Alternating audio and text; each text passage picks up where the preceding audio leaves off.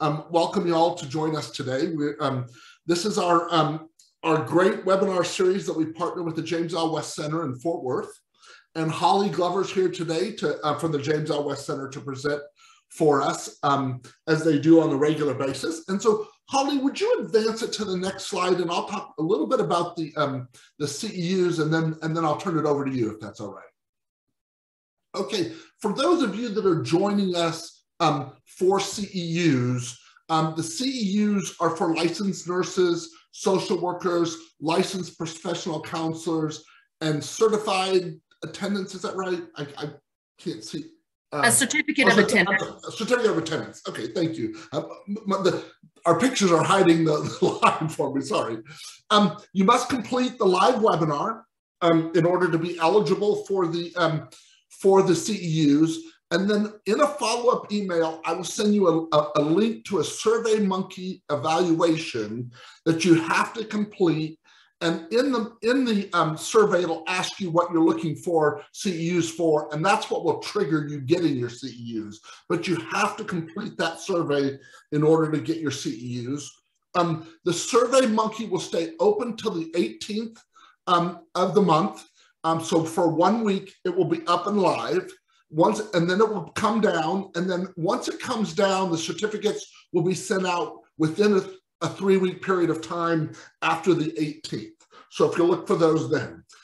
In addition to this, we really need to be keeping track of some more statistics for our funding sources that allow us to do this, that are totally not related to the CEUs.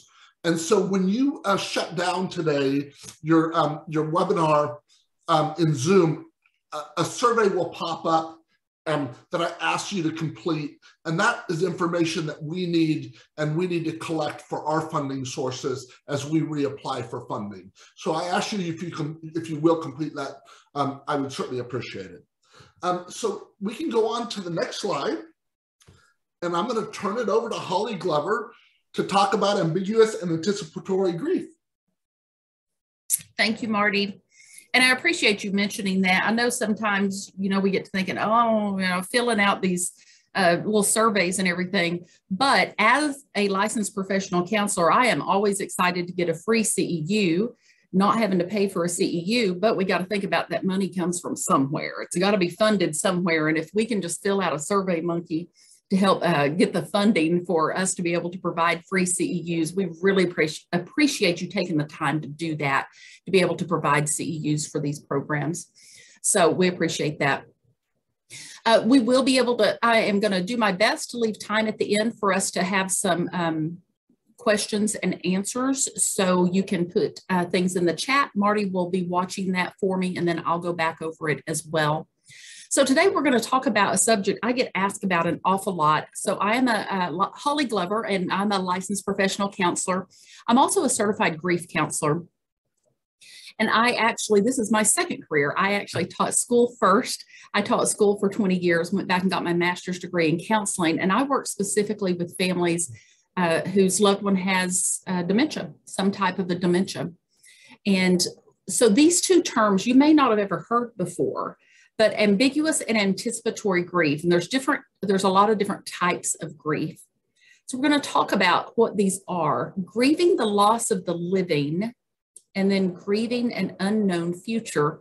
And whether you work with memory care or whether you have a loved one who has dementia, each of these actually affect us all the time, because we're going through ambiguous and anticipatory grief all the time. And as a nation, we're in a state of collective grief right now, whether we're calling it that or not. We're grieving the loss of what used to be. We're grieving the loss of the realization that things are not going back to what they were. They're not going to go back to that. We're grieving that loss. And that's why we've got a lot of anger. We're going to talk about anger being the easiest emotion. And for most people, anger is the easiest emotion, not for everybody, but for most people. That's why we have short fuses and we can snap at the people we love, maybe easier than we snap at other people. But we're still in the messy middle of all of this. We're not at a new normal. But think about some of the stuff that's happened to all of us over the last, we're coming up on 2 years. We've lost some things, like some of our favorite restaurants have closed down. Some of our favorite stores have closed. Some of us have lost things like our jobs or our homes, or we've lost people that we've loved. If we work in long-term care or assisted living, we've watched our residents die. Well, you may have lost coworkers, and you may have lost family members. And then think about what has happened to our students, the school system. Oh my goodness. We had a group of kids, all of our kids lost an entire year, and things have not been able to get back to normal for them. And is it ever going to completely look normal again? What is that going to look like? Our lives, everybody's lives. And that's the thing with this right now. It doesn't matter where you are, where you're listening to us from. This isn't just something in the United States. Everyone's lives have been forever changed. So this is something that we need to talk about. Now, I'm going to relate it an awful lot to dementia, but you're going to be able to take this and relate it to your own life and to the lives of the people that you work with and the lives of your family. I hope that you're going to be able to do that. So I want us to spend the next hour and just be real honest about this and call it what it is. That's one of the most important things that we can do in therapy, in counseling, is to call our feelings what they are. And so many times we don't use the word grief because we get to thinking that the word grief means death, and grief means loss. So here's my information for those of you who are going to be needing CEUs. Every once in a while, we get that tag, and you've got to have the information of the person that is doing the teaching. So there's my information. Also, if you ever need to get in touch with me or need to talk about something or just want to bounce ideas off of each other, there's my information. And then my contact information will be on the last slide. There's our course objectives. So you'll be able to see that as well. But let's jump right in because I do want to watch my time and leave us some time. And let's talk about that word grief. Like I said, we don't use the word grief, but the word grief is loss. And it is the loss of something or the loss of someone. But it's a natural emotion, but it's one of those emotions that we try to stay away from. I've been talking so much. I run the support groups here at the West Center. Why is it when we see someone crying that we immediately go running up to them and we want to try to make them stop crying? It's okay to cry. And sometimes we really, really need to cry. It's good for us to get that out. It can be such a relief to cry. Tears many, many times are even taking the place of words. And they can be an act of love. I would be much more worried, and I am much more worried about people during this time that aren't showing signs and symptoms of grief than those that are showing signs and symptoms of grief. But we typically associate the word grief with death. And that's where we just kind of have to shift our thinking that what we're going through right now, the majority of us right now are going through, is grief. We're grieving an awful lot. And then if you have a loved one who has any type of dementia, keeping in mind there's over 130 different types of dementia, Alzheimer's being the most common, we're most definitely going through grief every day. And grief is very different from sadness. Sadness is that feeling of sorrow, but grief is that dull ache, stays with us. Grief is that wave that comes over us and can just take over. Grief is that wipes us out in the middle of the grocery store. We're going to talk about some of those examples of grief. And then what about that word loss? We use that word loss. So there's a loss exercise that you can actually do. It's really eye-opening if you do a loss exercise. And it's where you go back and you think about all the different losses that you've had throughout your life. It's really therapeutic to do because it helps you look at the way that you've reacted to loss throughout your life. And where did you learn how to react to loss? Well, we learned it from our parents most of the time. And did we learn a healthy coping or did we learn unhealthy coping? So it helps us to go back. And in my grief group, we did this exercise in the fall, and we went back and we started listing. It's a loss exercise where you start listing losses throughout your life.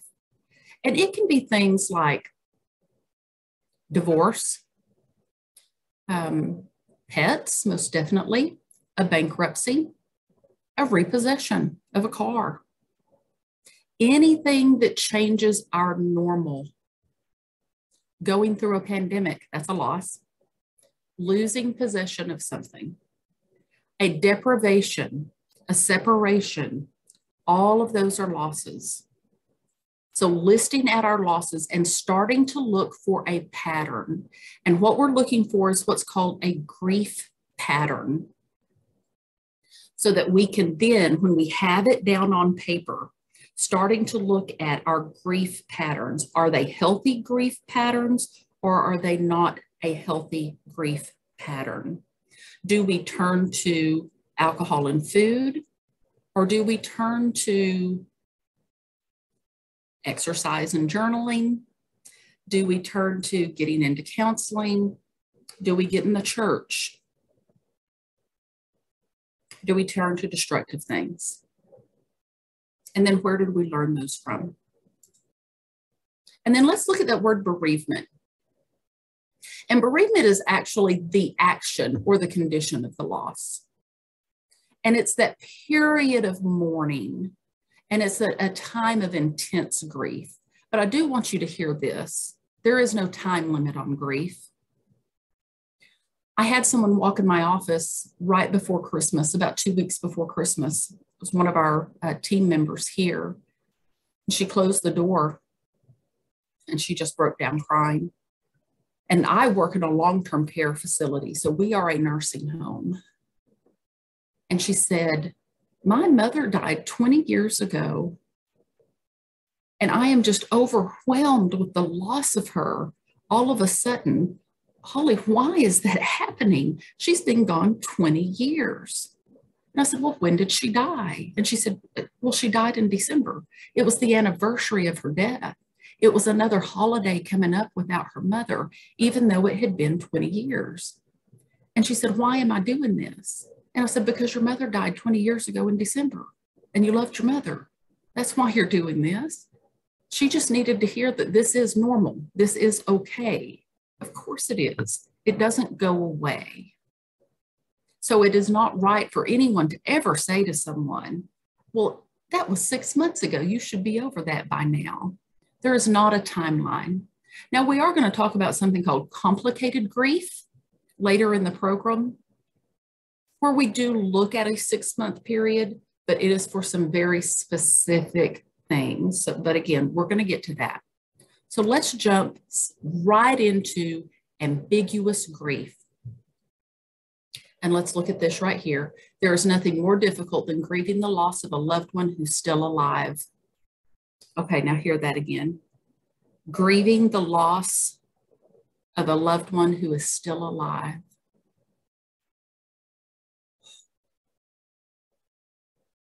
There's several different ways that we grieve people who are still alive. So we're going to talk about ambiguous. Look at that picture right there on the screen, if you can see your screen. Ambiguity. When you look at that picture, there's two things that you should be able to see. You may have to kind of adjust your eyes there for a minute. You should be able to see a duck. You look at it a little bit different way, you should be able to see a rabbit. The word ambiguity is just the quality of being open to more than one interpretation. or having a double meaning. So you can look at that picture and you can go, well, it's a duck or a rabbit. So where does that term then ambiguous grief comes from?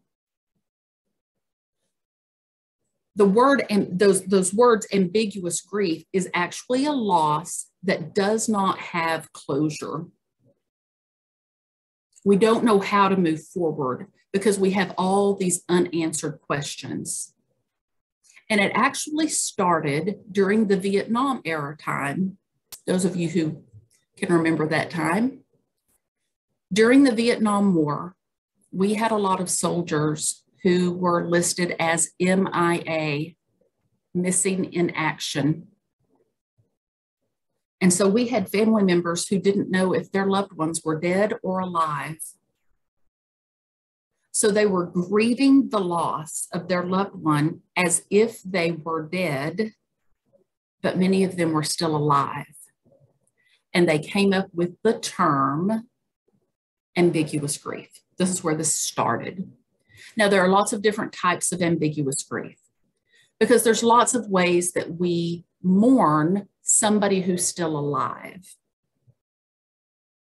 We can mourn a divorce. This is somebody that we pledged our life to at one time or another. Now, in the end, we may be glad to see them go, but this was the person we thought we were going to spend the rest of our life with. And that is grief. It's the loss of a relationship. And the feelings that we have as we go through a divorce, that is called ambiguous grief. Infertility, mental health issues, especially if somebody is bipolar, somebody who has addictions, when somebody has been deserted, and you're grieving the loss of a person or relationship that isn't there anymore, but they are still alive. There's MIA, missing in action, and then dementia. So with dementia, the person is alive. The person is right there in front of you. They're not the same. So without that physical death, we can become consumed thinking about what this life might be like. What if we just return to normal? And with some of those other things, we get these little hints because when the person is clean and sober, there they are. Or when they're not drinking. Or when they're taking their medication like they're supposed to. And with dementia, there's times, especially earlier in the disease, where we go, there they are. I bet they're misdiagnosed. And we hold on to those. And we're not getting that closure that we might have in another situation. Other things that add to this grief, we can actually be embarrassed by our loved ones' behaviors or by their words, the things that they do. Ambiguous grief is something that can make it can feel like a personal failure because it comes with a stigma so many times. Something like a divorce, even though over 50% of marriages end in divorce, the majority of us don't go around with the big red D on our shirt bragging about it.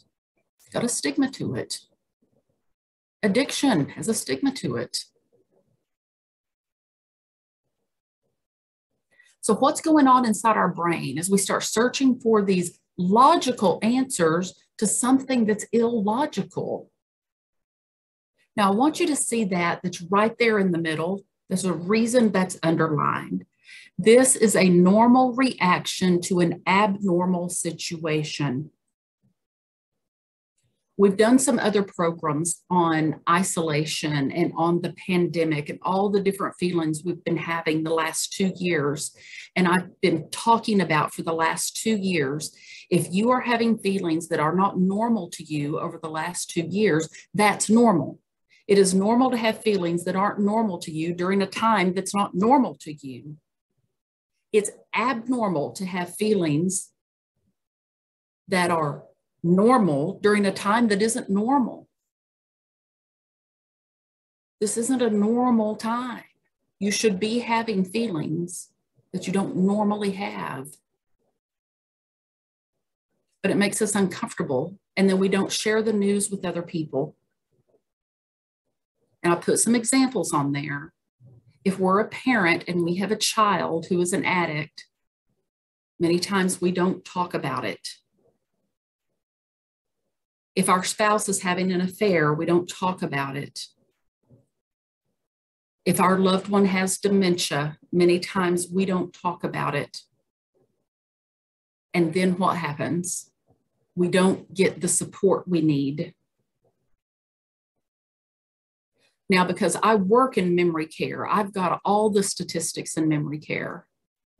And I can tell you that 68% of the time, the spouse who's taking care of their loved one is going to die before the patient does. And that 63% of the time, the adult child who's taking care of their parent is going to die before their parent because of the stress of taking care of somebody with dementia. And because so many times we're not asking for help. The other thing that happens is that we're not acknowledging this pain publicly. Because think about this, when somebody's lost to a death, people know what to do. We have a role. People show up at the house with food. If you live in Texas, people are coming with chicken. That's what we do. Somebody dies, you better bring some fried chicken to the house. We show up with food. We send flowers. We make a donation. People know what to do when there's been a physical death. Well, what do you do when the person's still alive, but they're not there anymore? How do you acknowledge that to somebody? Look at that second bullet point. After a death, we even look at the family roles, and other people will come in and take over the roles that that deceased person used to do.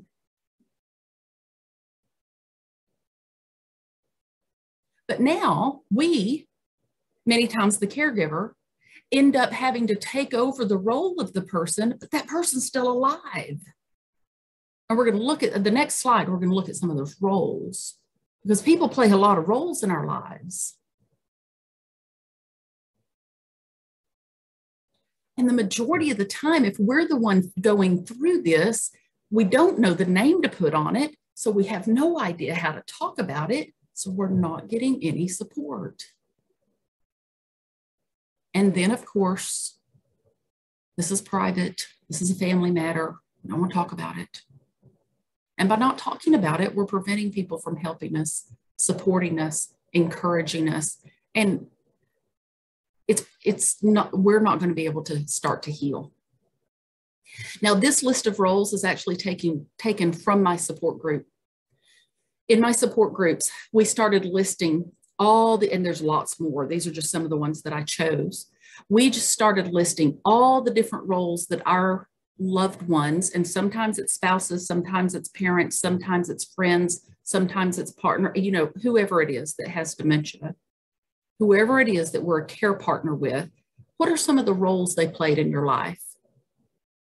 And I'll have people say, I had to learn how to mow the grass. I had no idea how to mow the grass. I had to learn how to take care of the bills. I didn't know how to be a banker. And you see some of the others on there. I've had to learn how to be the handyman. I didn't know how to switch out the light on the ceiling fan. I had no idea how to do the taxes.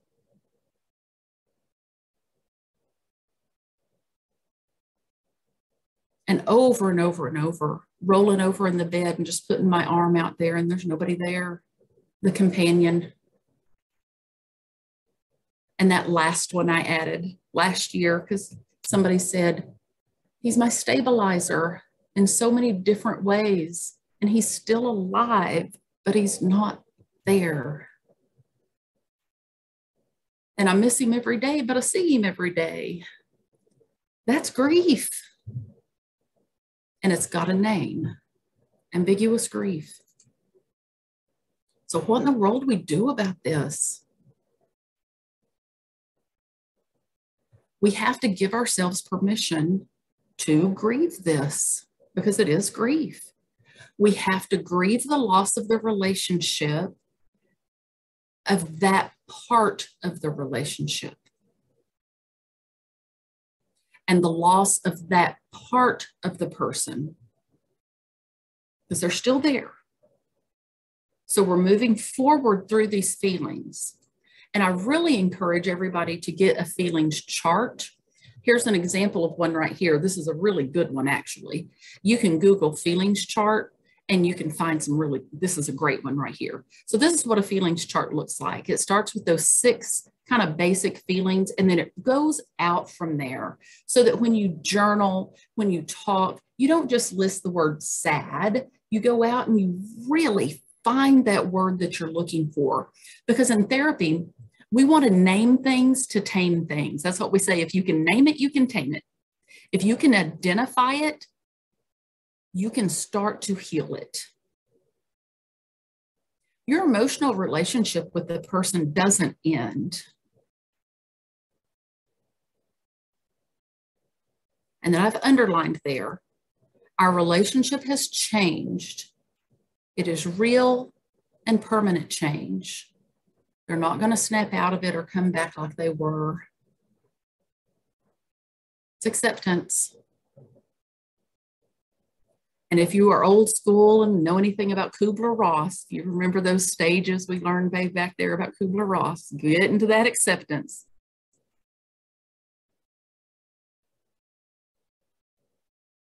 Finding support for yourself. One of the very best things you can do is find people who are going through the same thing that you're going through. Getting in a support group with people who are going through the same thing that you're going through. I sit week after week after week on my support groups and listen to these family members say to each other, I don't know how I'd do this without you. And some of them have been in this group for almost 4 years.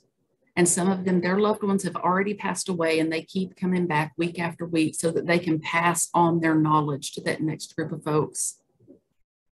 There's lots of online forums out there, and I've put a resource here at grieving.com, and I recommend that you go there. Some other things that we can do, of course, taking care of ourselves physically, watching out for depression and anxiety. Those are very high right now anyway, just due to the pandemic. Tapping into positive emotions and making sure we can find something to look forward to every day. One of the best things that we can do is helping other people. We feel better when we help others. But if we can find something sensory to tap into, a song, a smell, something that makes us feel good, connecting with a higher power, meditation and prayer, and then writing a letter of release. We work a lot on this in support groups. Saying goodbye to that part of the relationship, saying goodbye to the relationship that was. Use your words, use the feelings chart, release it to God, release it to the universe, release it to the higher power. Write that letter, bury it, put it on a balloon and send it, burn it, put it in a shredder, or put an empty chair in front of you and read that letter to that empty chair. And release those feelings. Powerful, powerful exercise. Building resilience. We did a program last week on building resilience as a caregiver, and that's keeping a gratitude list. Now, there's a lot of research done on keeping gratitude lists. If you can just do one a day, this talks about doing 3 a day, but if you can start just listing one thing every day, taking less than 2 minutes to start thinking about things that you do well during the day, kind of keeping a highlight reel of things that you do well during the day, things that you are grateful for during the day. Ambiguous grief takes time to move through, and there is not a timeline. You do start to emotionally distance yourself from unanswered questions. Time helps you distance yourself from those unanswered questions. But the only way that you move forward through ambiguous grief is to feel the hard feelings. Because if you don't, they fester. And that's where anger really starts to come in. That's where we get a lot of people who kind of sit in anger. Things we can do with our loved one is we celebrate what remains. We have to be open to new relationships. Now, I'm talking about when our loved one has dementia. They are still alive. They are still here. They still have a purpose. And there is still life to be had. And rather than looking at them with all of their losses, we look at them and see what is left. And we embrace what is left. We find the silver lining. What is it I still get to do, not what I have to do? But we don't let the present override the past. Our past relationship doesn't go away. It's just over, but it doesn't go away. And we also understand that the illness isn't the person. This is just part of who they are. And it's part of who they are right now. And this is temporary. And as that person changes, the relationship is going to change again and again. But we continue to seek gratitude in that new relationship. And it is not always going to be easy. But if we're open, we seek to celebrate what remains. And we find meaning in what we're experiencing right now. The person that they are right now does not take away from the person that they were. And it doesn't change the relationship that you ever had with them. So we have to cherish those memories that we have. And I hope that you write them down, you create scrapbooks, you keep journals. Because what happens is you develop a skill set. You develop a skill set that you never wanted. And you'll develop a skill set that you probably never knew that you had. And it allows you to work through your pain in a way that actually helps you, and it helps others cope as well. All right, let's shift to anticipatory grief real quick. So anticipatory, this is grieving a loss before it happens. Now, again, as a nation, we're kind of in some anticipatory grief right now because we're going, what is happening? What's about to happen? Anticipatory grief is exactly what it sounds like, grieving the future, grieving that occurs prior to an actual loss. So again, when we have a loved one who has a terminal illness, this may be grieving their death before they have passed away. So it is, there are going to be, we're going to talk about there are actually some things with anticipatory grief that can be very positive. So it's a process of letting go and having some closure before a loss occurs. With anticipatory grief, you have time to absorb a loss gradually and to prepare for the inevitable because you know it's coming. And it's very common in those who have a loved one who's facing death. You know that your loved one has a terminal disease. And of course, it's also common in those who have a terminal disease. But why do we not talk about this?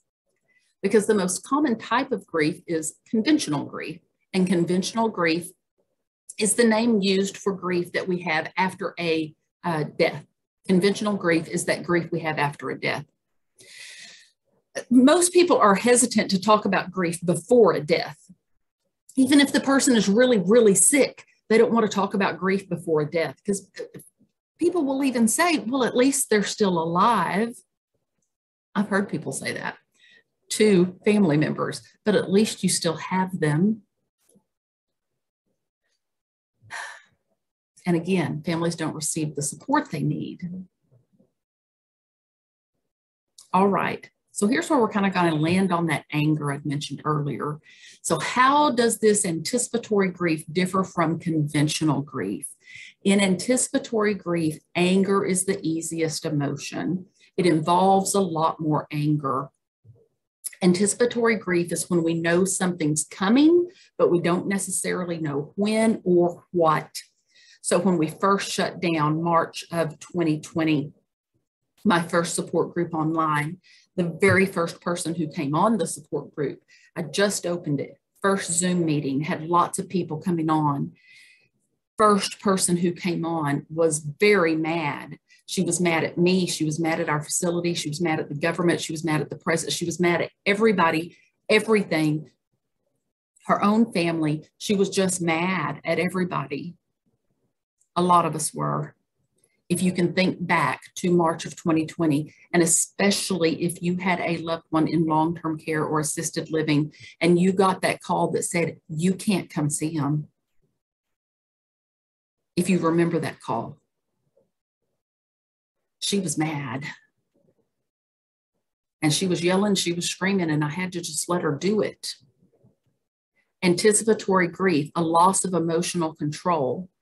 Now, as I let her do this, when we got down to it, as we talked through it, think about it. What's at the root of most anger? What was at the core of that anger? Fear. Fear. And finally, she was able to say, what if by the time I get back in there to see him, he doesn't know who I am? What if by the time I get back in there to see him, what if he dies before you open back up? What if, what if, what if, what if? Once the anger broke, fear. Anticipatory grief. 40% of women in a study said that anticipatory grief was worse than the post-loss grief. So what are the symptoms of anticipatory grief? We're going to look specifically at some symptoms because they manifest in lots of different ways. You may be thinking, okay, symptoms of grief, they actually show up. Physical, behavioral, psychological, cognitive, emotional, social, and spiritual symptoms. And again, we'll go through these. You're going to get these slides. Everybody's going to get a copy of these slides. So don't be trying to write all these down. You're going to get a copy of these because I'm going to have to go through them pretty quick. Now, some of these you're going to expect. Of course, we're talking about grief, sadness and tearfulness, that fear, anger, irritability, the loneliness and depression, and resentment. All right, with grief, we're talking about I'm going through the grocery store. I'm doing pretty good today. And then I see the cereal that I've always bought for my dad. And now he's gone because he's either placed somewhere or he's died. And it's like a wave comes over us and we either can't move or here we are in the store and we're crying. That's grief. And hear me, that's normal. That's okay. It's normal. It might not feel normal, but that is normal grief.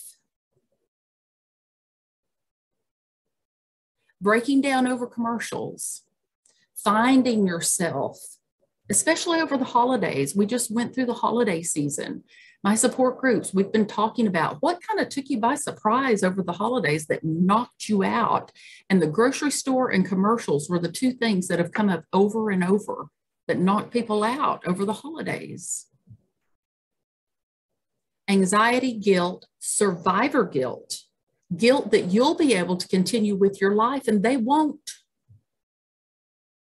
and a heightened concern where you may find yourself extremely concerned about the person who is still alive, but who is terminal. And you might even find yourself getting hung up on something really insignificant about them because it's something you can control. We see this in long-term care all the time, where I'll have a family member get very, very mad, very upset over something. My go-to story on this was a Christmas sweater. A daughter came up and she wanted her mother in a brand new particular Christmas sweater because we were doing photos with Santa. The mother didn't want to put on the sweater. She wanted to wear a yellow sweater that wasn't hers, that had a big stain on it. And she wore it all the time. And it made the daughter mad all the time because it wasn't her sweater and it had a big stain on it. And she wore it all the time. But her mother was comfortable in it.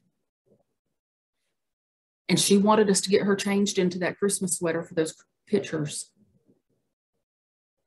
And it became a big, big, big deal. And I ended up having to pull her aside and go, what's this about? What's this about? Is this about the Christmas picture? Was this about the sweater? It was something she could control. And I ended up having to really talk with her about how many more pictures have we got? Would we rather have one of her happy in a yellow stained sweater, or not get one, or one of her mad in that brand new Christmas sweater? But she was trying to control something because she needed to control something because of her own grief. Another thing we might do with anticipatory grief is rehearse the death over and over and over and visualize what the death might be like. And it's actually a really normal part of accepting the inevitable death. We may develop physical problems ourselves, like difficulty sleeping and memory problems even, where we get forgetful, fear of loss. But this is the one, like I said earlier, that has some benefits to anticipatory grief. When we know that somebody has a terminal illness, we can do some legacy building. There's things we can do. We can have important conversations. We get the opportunity to have forgiveness and have quality time with this person. We get to let go of some guilt and some anger, and we get to find some closure if we'll do it. I think the problem is we usually think we have more time than we do. We get a chance to record their stories. And we all have these phones now that have a camera, and we can just record them telling their stories. And if you haven't done it, please do it. Because there'll come a time, if they've got dementia, they're not going to know their stories anymore, and then they're gone. So please record their stories. Leave a legacy and create moments. The other thing we get to do is take care of unfinished business. We don't get the opportunity to do that whenever there's a sudden death. But when we have time, when there's this anticipatory grief, we have time to take care of unfinished business. We do not want to be sitting bedside with somebody who's passing away. I've watched it over and over in my career.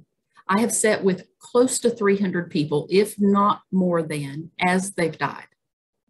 And too many times I have watched family members trying to take care of unfinished business as someone's dying. That's not the time to do it. Say what needs to be said before they die. It's beneficial to everybody to make peace.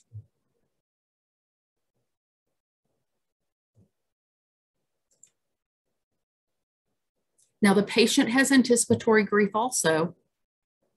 I've underlined something here that's really important to hear. The person who is dying, please hear this. The person who is dying is losing all of their relationships at the same time, rather than just one, like the survivors are going through. They're losing everybody at the same time. Imagine that. We may be sitting here going, I'm losing my mother. I'm losing my dad. I'm losing my wife. But they are losing everything, including their life. So this is a time for them to be able to say goodbye, and they need it. They need meaning and they need closure. It can be very overwhelming. And lots of times people will start to withdraw, and they need that time. This isn't the time for us to come in and go, oh, no. Let's just not talk about it. Don't talk about it. They need to talk about it. This is when we sit with them and we say things like, we're going to miss each other, won't we? This is going to be hard, isn't it? And say the words and we cry. Instead of, let's not talk about it. What would happen if we said, we're really going to miss each other, aren't we? What a difference that makes. Now, grief before death doesn't take the place of grief after death. There's still that grief after the death, of course. We're going to grieve them before the death, and then there's still going to be that conventional grief that comes after the death. But it does start to provide some closure. So some ways to deal with this, anticipatory grief. Starting to attempt to understand and access what's happening. Trying to reframe the situation instead of looking at it that it's half empty, trying to see it that it's half full. Spending that meaningful time with your loved one. One of the gentlemen in my support group, through journaling, someone I never thought I'd get to start journaling, but he finally did, told me just weeks ago, he said, I don't dream about her being sick anymore. In my dreams, she's the woman that I married. She's not sick anymore. Now that's amazing. And that is grief work, where he has worked through so much with his writing that he is back to the woman that he married, not the woman that's sick. Because her sickness was a short amount of their relationship. Many times people, especially at the very beginning of a diagnosis, will go around and they'll get other opinions, or they'll try non-traditional methods of medicine, or get second, third, fourth opinions. Research actually does show that people who are going through the dying experience have a better quality of life at the very end if they have an active spiritual life. So it is encouraged for people to nurture their spirituality. And it's very different for everybody. Some people meditate, some people pray, some people go to nature, some use music, but making an effort to do things like healing relationships, leaving legacies, doing life reviews, and saying goodbye. Another thing to do for anticipatory grief is seeking counsel, getting in a support group, finding individual counseling. Now, I mentioned complicated grief earlier, and complicated grief typically is when after 6 months, after some type of a loss, we find somebody who is impaired still to the point that they cannot lead a normal life, that they may be having episodes of rage, the inability to focus, they're not able to go to work, they're avoiding other people, they can't accept the reality of the death, self-destructive behavior, maybe even suicidal. So it is a complicated grief is something that is very, very real. And we do see that sometimes after a person's loss. And again, it doesn't have to always be after a death. It can just sometimes be after a loss. And it is something that is separate that is called complicated grief. And the other thing we have to do is we have to give them permission to die and then practice forgiveness. People will hold on if we don't give them permission to go. And that permission is part of that is forgiveness, and forgiveness is healing. Forgiving ourselves is important as well, resolving our differences, and then listening.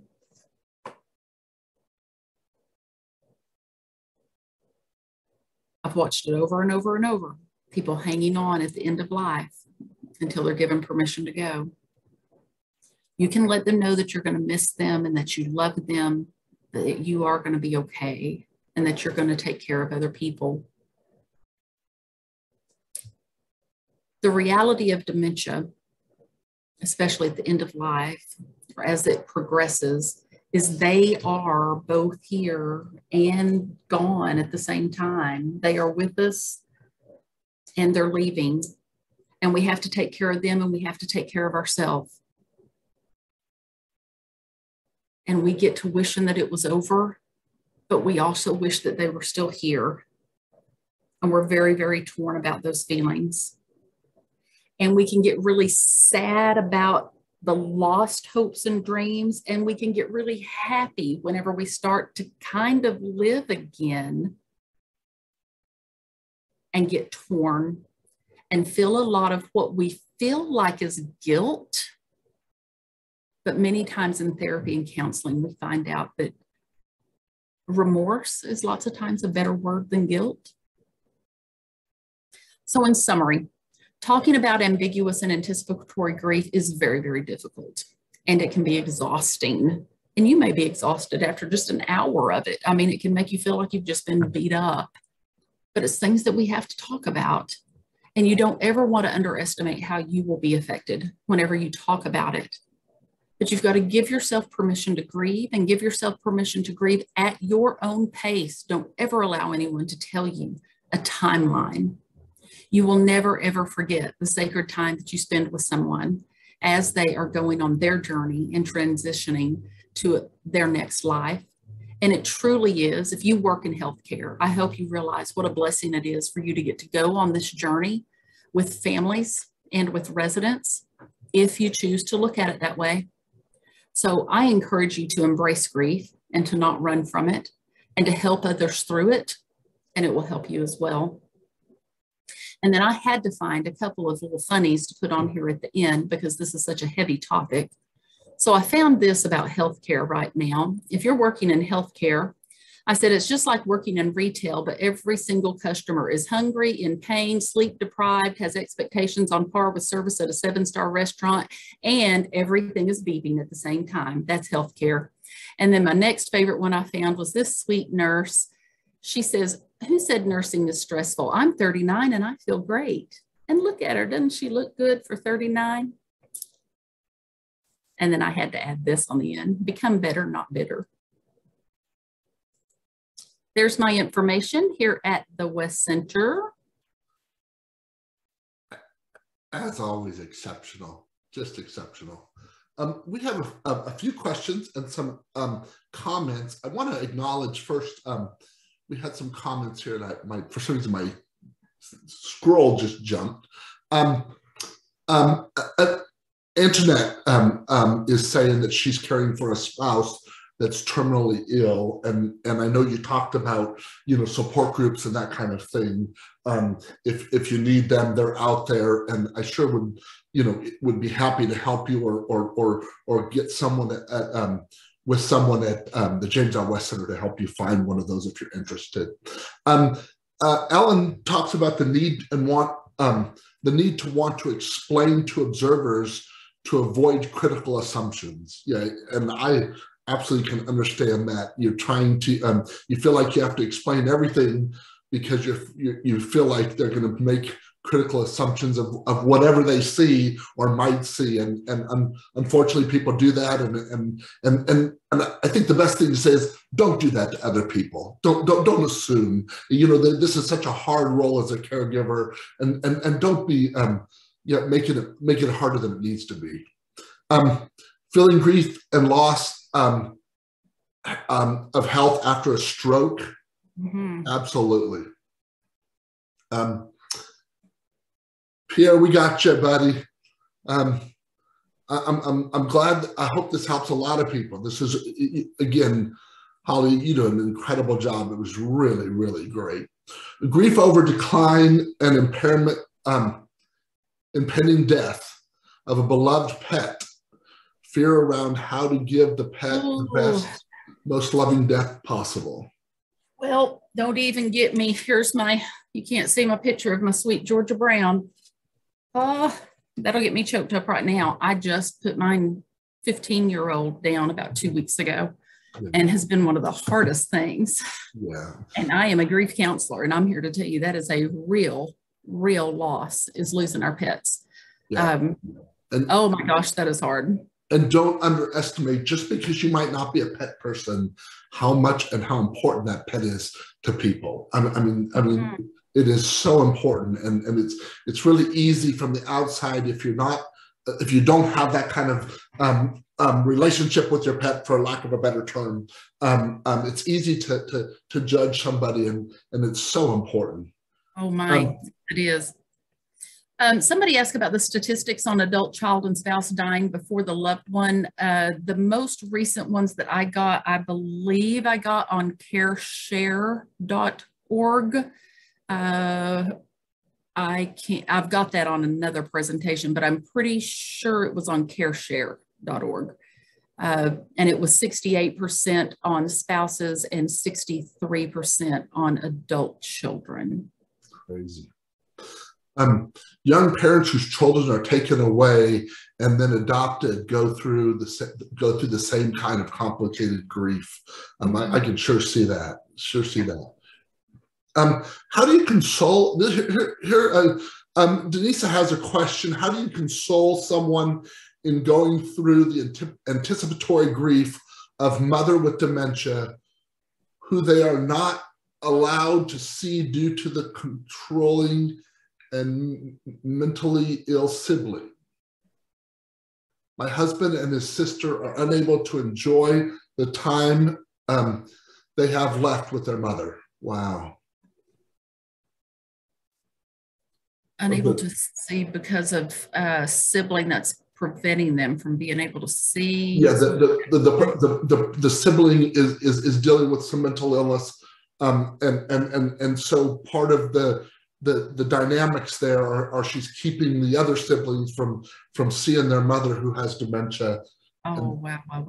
I don't know that isn't something that you might have to even get, I'd hate to have to go through the court system, but that might have to be something where you have to, if there's a power of attorney involved, having to go through all of that to try to be able to see somebody. Yeah, you surely don't want to lose her and have them with lingering regrets that they didn't do something while she was still alive. And yet I also understand trying to keep the peace of the family, but sometimes, I think you've got to do what you got to do. But I know the dynamics in every situation are different, and that's a tough one to look at. There's a thank you, Hollie. This was so helpful. Awesome presentation. Very good information. Thank you. This was great. Very, very good. That would help us not die as a caregiver. Okay, there's those basic, there's like 6 pillars, and we do caregiver health. And so, of course, and it's all those things that you know to do, but you're probably not doing. And so it is diet, it is exercise, it is sleep, it is staying social. It is brain type activities, because we want to make sure that and that doesn't mean scrolling Facebook, sorry. But it is doing things that are actually making our, so that we're firing up here, but making sure that we're staying away from things like the heavy carbs. And it is anything that is keeping our cardiovascular system, the MIND diet, MIND, MIND diet is the one that we all really need to be following. It's a combination of the Mediterranean and the DASH diet. And then exercise to keep oxygenated blood to our brain. It's all stress reduction is what it comes down to. Treating depression. If you have depression, depression can be treated 100% of the time. I didn't say cured, I said treated. So that means that you can at least alleviate some symptoms 100% of the time. That's a whole nother program. But if you are having depression, please do that. All right, Marty, I've got it's 5 after, and I actually have another program in about 10 minutes. So I have got to run. Absolutely. Thank you so much. Thank you, everybody. And I can finish up. You can go. I can finish up. I want to remind you all about the follow-up email that will be sent out with the information on the CEUs and all of that. That will go out either this afternoon or tomorrow morning. And then the other thing is in about a week, you'll get the recording of this, and feel free to share that with anyone who might be able to benefit from this. Thank you all for joining us. Holly, thank you so much again. Yep. And someone asked if our support groups are open to everybody, and they are. You can find them on our website, jameslwest.org, jameslwest.org on the calendar. Our support groups are open. Thank you. Thank you so much. Take care. Bye. Bye-bye, everyone. Thank you for joining us.